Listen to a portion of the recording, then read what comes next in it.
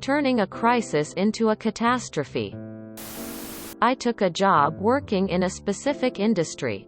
It wasn't rocket science. Anyone with decent research, interview skills could do it. But the industry demanded a certain format for the information. And for the end product to be marketable.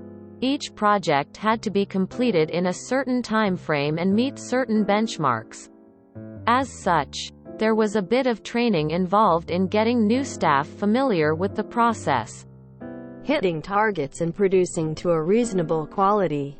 The company I worked for took the policy of paying peanuts to the extreme. The consequence was that they ended up training a lot of people who moved on to better paying positions at competitors. We were actively headhunted once we'd been working there for 18 plus months. Instead of doing the sensible thing and offering pay increases, retention bonuses, the MD liked to lecture us about loyalty and not biting the hand that feeds you whilst telling us we were losers who were lucky to be employed. Shockingly, this did not have the desired effect of increasing morale or loyalty. All the best staff were siphoned off by competitors, leaving the dead wood and the hopelessly naive. That would be me. Who thought that their hard work and perseverance would eventually be rewarded with pay increases and promotion. Like I said, hopelessly naive. A crisis arose when a larger than usual number of staff left for greener pastures in a shorter than usual period. There were not enough experienced staff to take over all the projects. Some of the newbies were thrown in way over their heads and a decent portion of them couldn't cope and walked out. We were meant to have about 100 people working in this role and only had about 75. In his wisdom, the MD decided that the best way to deal with this was to cancel all leave. I had leave coming up. My honeymoon to be exact. I had gotten married a month previously. But we planned a dream holiday for a few weeks later. And it was now cancelled. Even 20-year-old me, who was, as previously noted, hopelessly naive, had a breaking point. I approached the MD, politely asked if I could take my previously approved leave. No. Either do your job or hand in your resignation, he said, confident that the little mouse would scurry back to her desk and quietly continue doing the work. Out of 2 people, I did go back to my desk, but I returned in 10 minutes and handed in my resignation, stating my last day would be in 2 days, giving myself the luxury of time to get sorted before leaving. Apparently the aftermath was quite something. I was the start of a disastrous second cascade of disappearing staff. The dam was leaking before I left, but it collapsed after. He essentially had to start over, and it took years for him to recover from losing 80% of his key workers. He certainly lost his dominant position in the market. But I didn't inquire deeply. I secured a job with one of the competitors who had been making offers and never went back.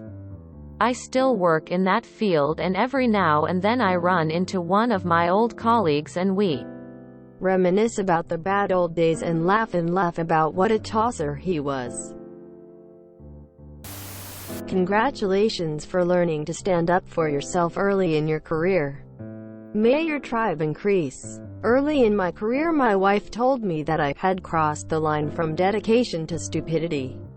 She was right, and it never happened again. The little mouse would scurry back to her desk. What a tosser. I fucking love British English. Thanks for making my morning. And nice work teaching your snooty MD a well-deserved lesson on supply and demand, and the pitfalls of being a complete tosser. The MD liked to lecture us about loyalty and not biting the hand that feeds you, whilst telling us we were losers who were lucky to be employed.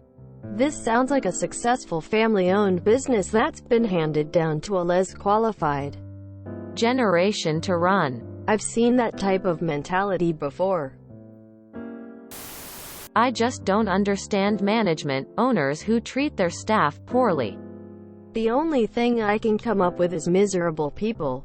I used to sail for a living as a merchant marine engineer, and there was this one guy the first sailed with, who was just a miserable person. He never had anything positive to say about anybody, and was always complaining. Fortunately, he wasn't the chief engineer.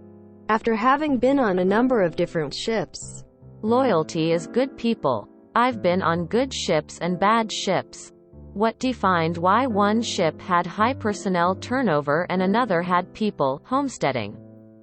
Staying on the same ship for a long time was the people environment, starting with vessel management, between the captain and chief engineer. If you were on a ship in poor condition but the chief and captain were great, people would stay there and go throughout hell for them. The floggings will continue until morale improves. Many firms know the cost to train people and the value once fully trained. Thus pay accordingly to retain them past a probation period. Not sure why your firm didn't, but their competitors sure did and took advantage of their stupidity.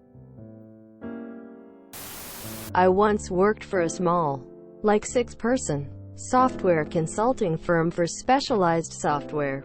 The owner shared with all of us a list of strengths, weaknesses, opportunities, and threats. She included the office furniture on the list of strengths, but not any of her externally trained.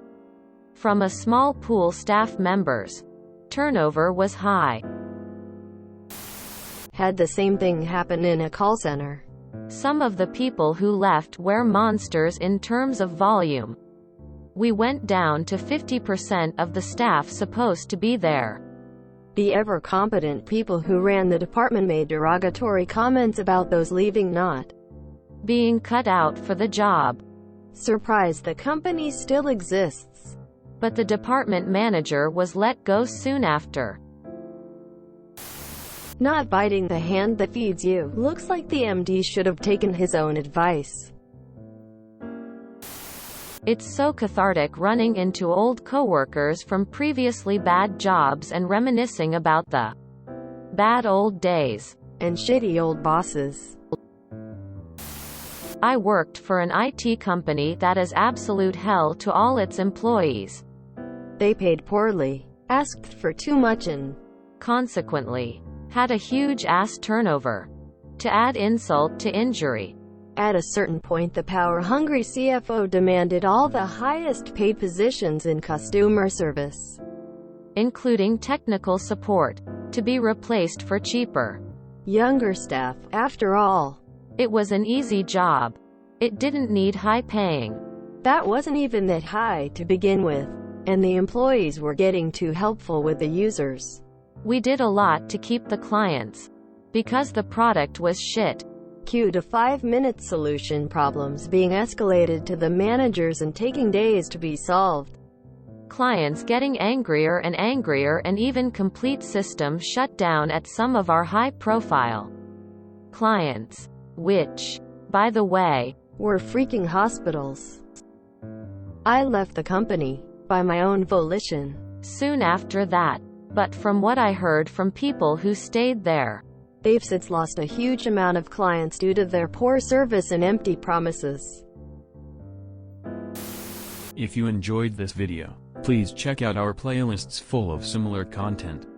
Epicaricast is like doom scrolling for your ears. Please like, share, and subscribe.